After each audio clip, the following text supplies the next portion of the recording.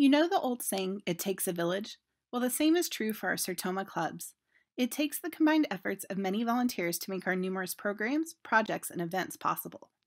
Much of that effort comes in the form of committee work. While we have our board to oversee the well-being of the entire club and our big three committees to handle the comprehensive components of programs, membership, and sponsorships, we will need other committees, subcommittees, and task forces to help with everything else. In this presentation, we will go over just some of the optional committees that many of our clubs have adopted over the years. While not all of them may be a fit, this training can help you assess if there is anything missing from your club's committee roster. It is recommended that nearly every club adopt some form of a public relations committee. This team is paramount to making sure that your local community is informed about your club's existence and what it's doing in the name of service. This is most typically achieved through the press and media.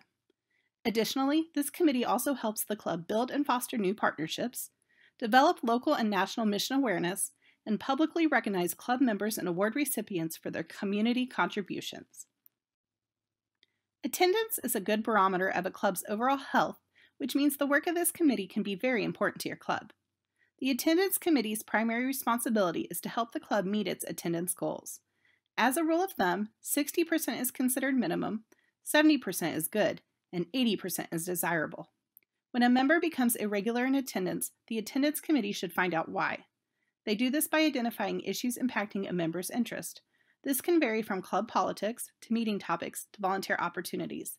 This committee may even want to work with other teams to make sure that people are actually being invited to meetings and events. Finally, this committee ascertains that the club has a consistent method for keeping attendance records. This means that they may work particularly close with the club secretary. Members of our clubs belong to our Sertoma family, and as such, the Sick and Visitation Committee is charged with staying informed about members and their families.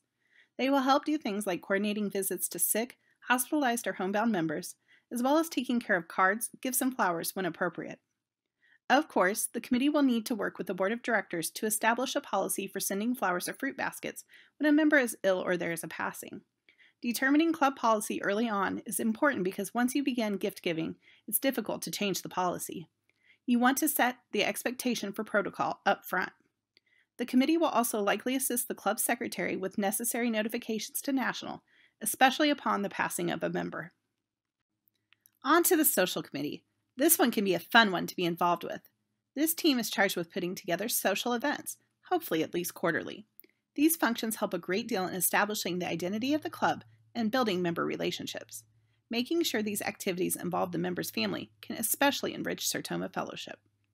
Accordingly, it is this group, along with the club treasurer, that is often responsible for maintaining the club's social event budget.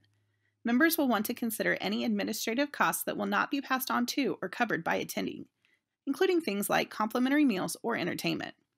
This committee can be especially successful in creating special social opportunities at standard club events like an installation ceremony or annual awards banquet. This could be something like a welcome reception prior to a banquet or a sponsored coffee break at a regional convention. Typically chaired by the Sergeant at Arms, the House Committee exists to help a club with nearly all things related to meetings. This begins with the most basic of meeting needs, choosing the location, with the approval of the board, of course. They may also help with selecting the location for other special events, too. The Sergeant at Arms or a designated committee member should be clearly identified as the primary and official contact between the club and the meeting facility management. This means that their work will go beyond just selection. As well, this committee may conduct periodic needs assessments to see if there are any special considerations that must be taken into account. This can include things like accessibility, audio and visual needs, and parking. Their meeting planning responsibilities don't stop there, however. They may also manage menu planning, catering, seating arrangements, and decorations, especially at larger special events. Finally, this committee should set the standard of conduct at meetings, also known as the House Rules.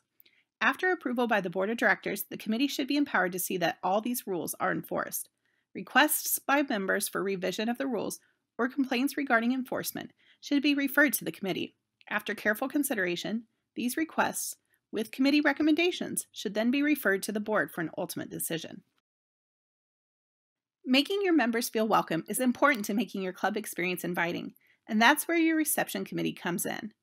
The reception committee, like the House Committee, is typically chaired by or works under the direction of the Sergeant at Arms. There are 3 basic responsibilities. 1. Greeting members as they arrive for club meetings. 2. Serving as ambassadors to guests and speakers. And 3. Acting as a liaison to new members by making sure that they are welcomed and introduced around. The INTERCLUB committee can be an important one for helping to build relationships in your area. This team focuses on building bridges with other clubs by attending their meetings, supporting their events, and taking part in their fundraisers. The committee may also make arrangements for joint meetings to help share in costs or to welcome a very special speaker. This relationship is important because it helps clubs learn from one another. Why reinvent the wheel when others are already successful? Sertomans share in many common experiences and are lucky to be able to benefit from others' successes and lessons.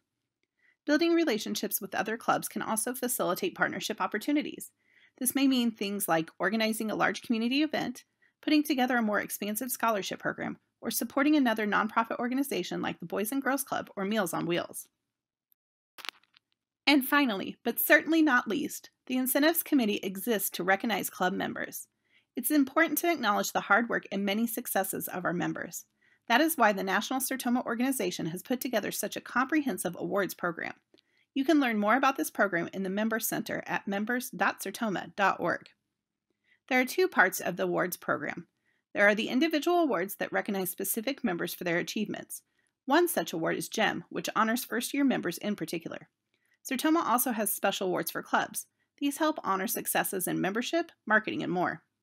This committee will need to work closely with the secretary to promote these awards and make sure that they are submitted regularly and accurately to National. The committee will also want to team up with other committees to make sure that the award winners are recognized in local media and at special club events.